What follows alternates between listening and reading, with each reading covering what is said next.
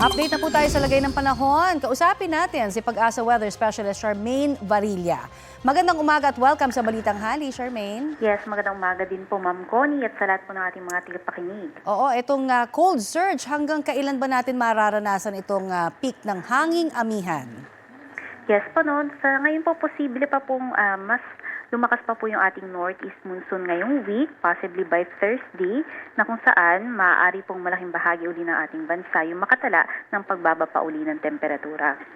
Oo, saan ba mga lugar ang posibleng direktang makaramdam ng cold surge, yung sobrang lamig hanggat meron pa tayong amihan? At hanggang kailan itong lamig na ito? Yes po, no, expect na po natin na yung pinakamalamig po na malaking bahagi po ng Luzon. So, andyan pa rin po yung areas dito sa may mountainous area ng Northern Luzon. Kasama po dyan ang Benguet, Baguio, as well as dito sa iba pang bahagi ng Northern Luzon. Kasama rin po dyan dito sa may part ng Cagayan Valley and dito rin po sa may Ilocos region and some parts pa po or majorly parts ng Cordillera. Diyan po yung nakikita natin na may pinakamalalamig na temperatura ngayon.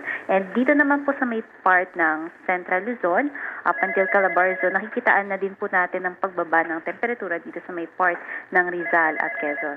I see. Pero ang sinasabi, pwedeng bumaba ng 6 to 7 degrees Celsius pa ito.